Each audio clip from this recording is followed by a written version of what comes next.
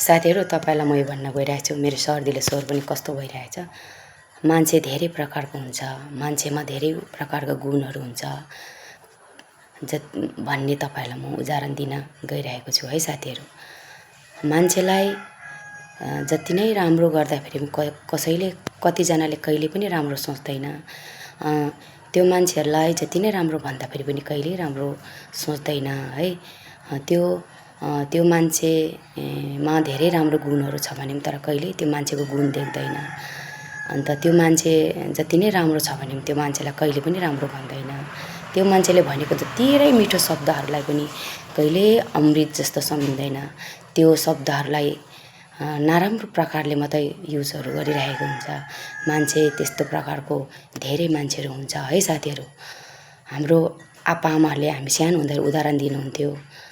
मन नपरेको मान्छेको टाढैबाट मान्छे गनाउँछ, देख्दै रिस उठ्छ, देख्ने हेर्नै मन लाग्दैन भन्थ्यो। हो त्यस्तै हुन्छ मन नपरेको मान्छेलाई है। मन परेको मान्छेलाई चाहिँ उसको सबै मिठो लाग्छ अरे, देख्दाखेरि पनि राम्रो लाग्छ अरे, ऊ जस्तै मैला भएर हिँड्दाखेरि पनि राम्रो लाग्छ अरे भन्थे नि। साँच्चै नै हो साथीहरु, त्यस्तै हुन्छ है मान्छेमा। यस्तो प्रकारको धेरै मान्छेहरुमा धेरै प्रकारको मान्छेमा आफ्नो गुणहरू हुन्छ। मान्छेमा हुनुपर्ने स्वभावहरू धेरै प्रकारको हुन्छ है साथीहरु। अन्त कोही मान्छेलाई हामीले कसै मान्छेलाई ज्यानै दिएर मान्छेले राम्रो गर्दाखेरि पनि कहिले राम्रो भन्दैन है। ज्यानै दिएर माया गरेको छ भने त्यो मान्छेले कहिले माया स्वीकार्दैन, अपमान मात्रै स्वीकारिरहेको हुन्छ, नराम्रो मात्रै सोचिरहेको हुन्छ। त्यो मान्छेमाथि नराम्रो थिङ्किङ मात्रै लिइरहेको हुन्छ है।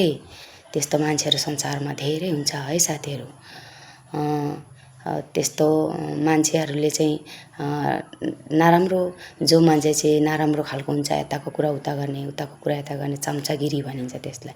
त्यस्तो मान्छेलाई चाहिँ सबैले मन पराउँछ है साथीहरु।